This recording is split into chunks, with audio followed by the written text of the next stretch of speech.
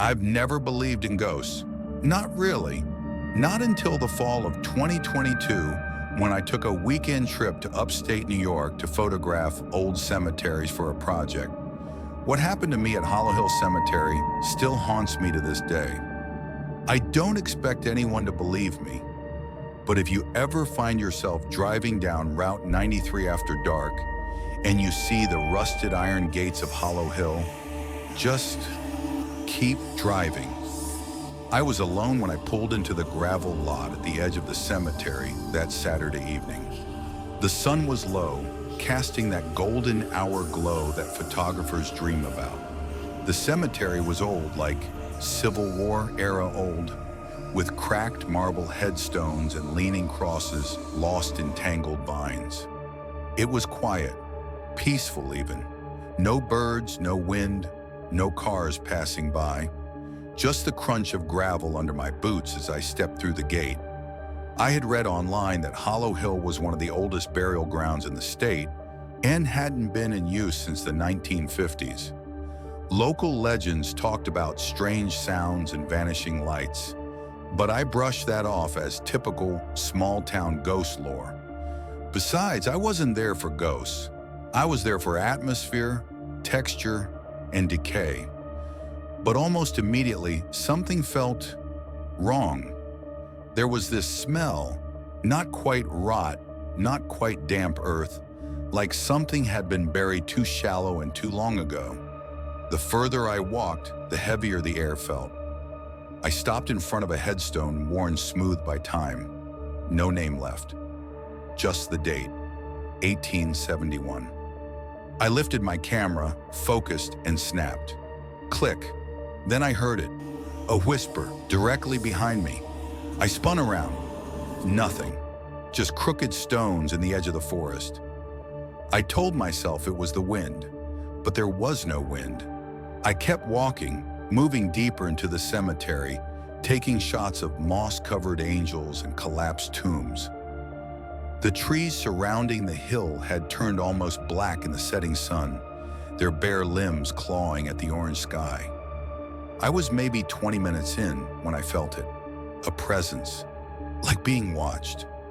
I turned again, no one, but I felt it, eyes on my back, cold breath on my neck. I shivered and zipped up my jacket, even though it wasn't that cold. Then my camera died, just like that, fully charged before I arrived, no warning, just black. I cursed under my breath and decided to head back to the car. That's when I saw it. At the far end of the hill, near a large crypt, someone was standing, motionless, half hidden behind a tree. I froze. It was a woman, I think. Long dark hair, pale skin, wearing something like a nightgown. But the way she stood, rigid, almost hovering. "Hello," I called out, instantly regretting it. She didn't respond, didn't move. I blinked. She was gone. I stood there, heart racing, ears ringing in the silence. Then a twig snapped behind me. I whipped around, and nothing. I turned back. She was standing closer now, closer to the path, still not moving. I didn't wait. I turned and started fast walking to the gate. My boots slipped on the gravel, heart thudding in my ears. I could hear footsteps behind me, soft at first, then faster, closer. I broke into a run. I didn't stop until I reached the car. I yanked the door open, jumped in, and slammed it shut. I locked the doors, trembling, but the cemetery was empty. No woman, no sound, nothing. I sat there for minutes, trying to calm down, telling myself it was some local messing with me. A trick of the light, my imagination, until I looked at my rear view mirror. She was standing behind the car. Her face was wrong, long and hollow, with eyes too wide and a mouth stretched open in a silent scream. Skin hanging in folds like wet paper. No color, no movement, just watching me. I didn't even start the car. I just stared, frozen. Then she disappeared, gone. And like she was never there. I got out of there so fast I nearly drove off the road. Back at my hotel, I tried to tell myself it was just exhaustion, stress. Maybe I'd inhaled something weird at the cemetery, but I couldn't sleep. I kept hearing whispers outside my window, soft tapping sounds on the glass, and every time I closed my eyes, I saw her. The next morning, I checked my camera. Even though the screen had gone black, the memory card still had data, just one file. A photo I don't remember taking. It showed a gravestone I hadn't seen, tall, cracked down the middle, and behind it, half in shadow, the same woman, standing, watching me. I tried deleting it. The screen flashed. Error, file cannot be deleted. I took the memory card out, threw it in the motel trash, and drove home without looking back. That should have been the end of it.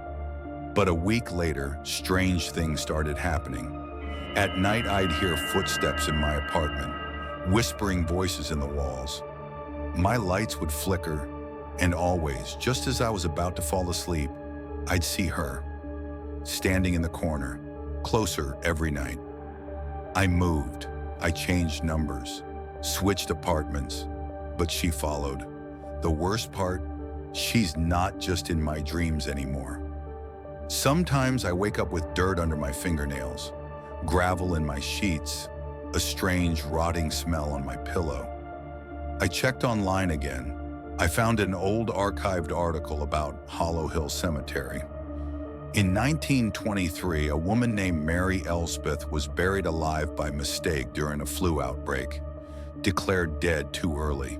She had clawed at the inside of her coffin until her fingers broke.